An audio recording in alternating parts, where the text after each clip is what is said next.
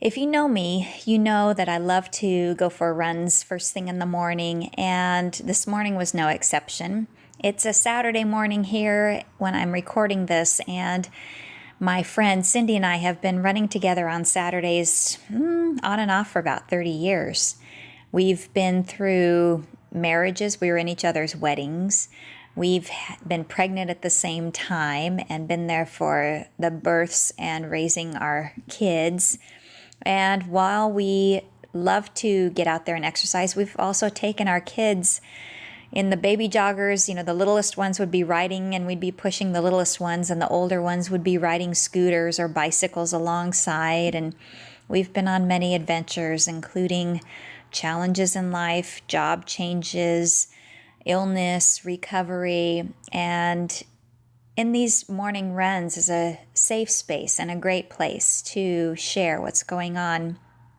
And this morning, it had been a couple weeks that we had run together because of vacations and various things coming up. So we were catching up on what's the latest and greatest with each other. And I told her that I've been really learning about how to allow all that's meant for us. I know that whether you believe in God or the universe, I know that there's so much more waiting for us, available to us, and ready to be given to us when we open up and allow it. And if you read the story in Matthew 7:7, where Jesus is talking about, one of his disciples had asked him how to pray, and he was just expanding on that idea, talking about, ask and the door shall be open unto you, seek and ye shall find, and, just whatever you ask, it is already given to you. And I've realized that when we stop the flow of that divine energy and don't see things from that perspective, either because we don't feel worthy of receiving or there's something else that's kind of blocking us, then when you open the channels, it's like all kinds of opportunity open up. And recently, this has been what's been happening. I have been going through a lot of changes, and both in work and in personal life. And I've been really wanting to start this podcast and write and develop courses alongside working my full-time job as a physical therapist and assistant director of a very busy outpatient orthopedic sports medicine clinic. And recently, I've been working just nonstop, overtime, covering for everybody's vacations. And I had a little moment last week when I was supposed to have a morning off.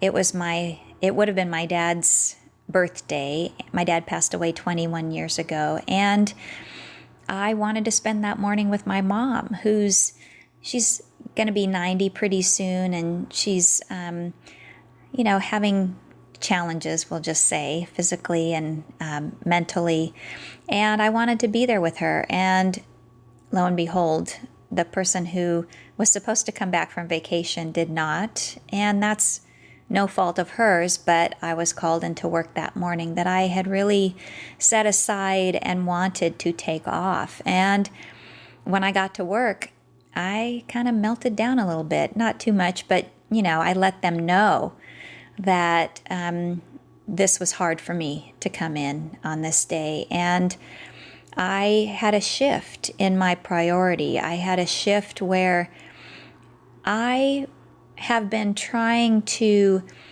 gain approval and acceptance of those people that I work with in this company. I have a long-standing relationship, 35 years, with the people that own and are leaders in this company that I work with. And I've been having the disease to please take precedence in my life in regards to that relationship.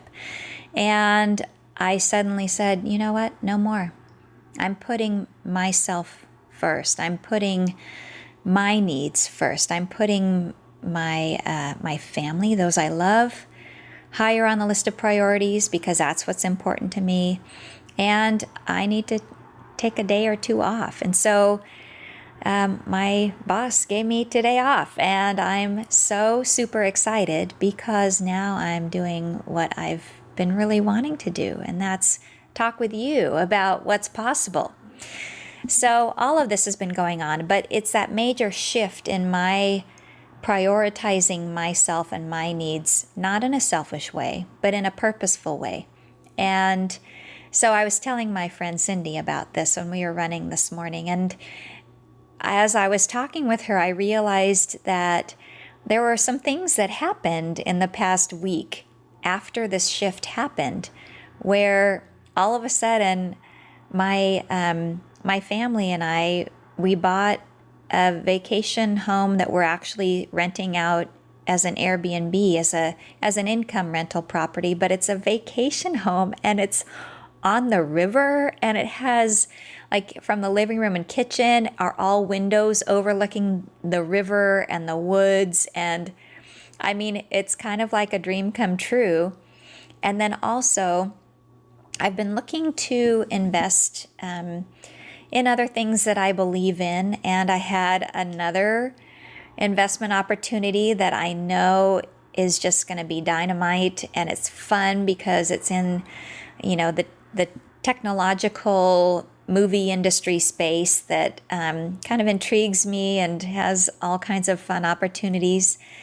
And a lot of good things going on. I also, because I was in this opening up of the flow of divine energy and following my purpose, I also ended up writing a course that I'll be launching around the new year. And 15 of the 21 days of curriculum just flowed out of me last weekend. And this is what happens. There's so much abundance available to us when we stop blocking ourselves, when we get out of our own way, when we stop trying to please and gain acceptance and approval, because the truth is we already have that.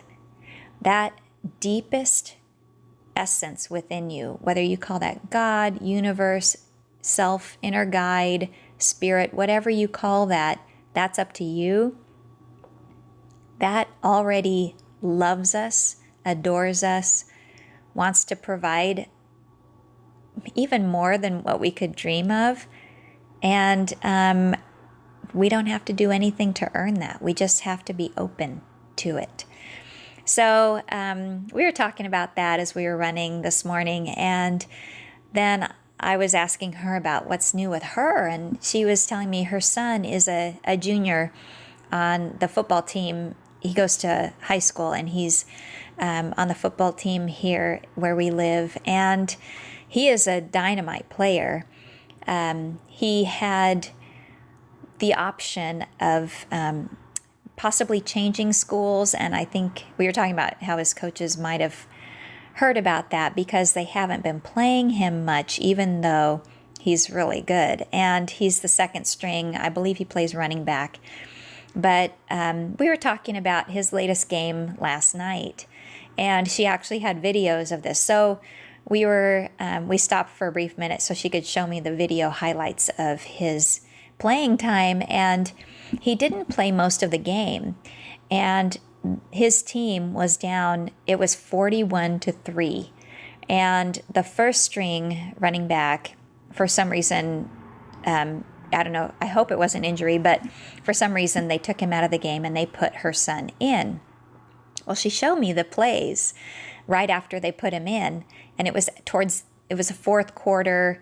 They had probably 40 yards to go, and the first play, he made about 15 yards, so they got first down. And then the second play, he ran up the middle and made another first down. And then the third play, he went into the end zone and made a touchdown. And it was just phenomenal. And, he made a touchdown. They scored. They still lost the game. I mean, it was 41-3 when he got in the game, so it was probably 41-10 afterwards. But she was talking with him after, and she said, how is it that you just go in there and no matter what's going on around you, you just go in there and you give it your all? And he said, Mom, I'm playing like we're winning. I'm playing like we're winning. And I thought about that and I thought, that is genius, because often we base what we bring to the table on what's going on around us. And what we focus on tends to gain momentum and tends to become our reality.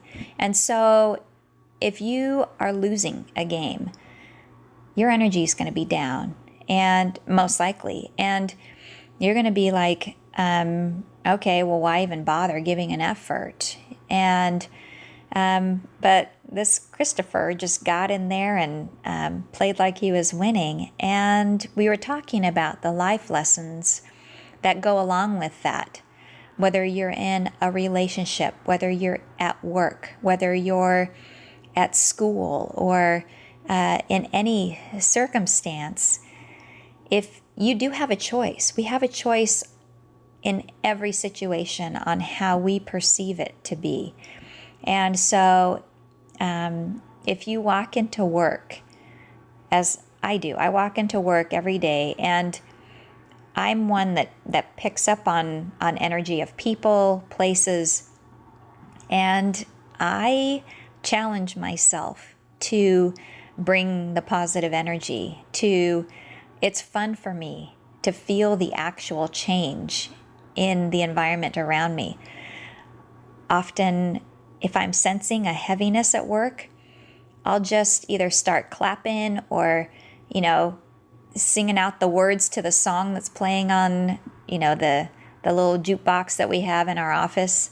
Or sometimes at lunch, if we've had a really hard morning, I will run around the clinic either 3 times really fast forwards or run around backwards, as if to change the energy and just bring about a total shift in the room, and then go around and hug everybody and say, are you ready for a good afternoon?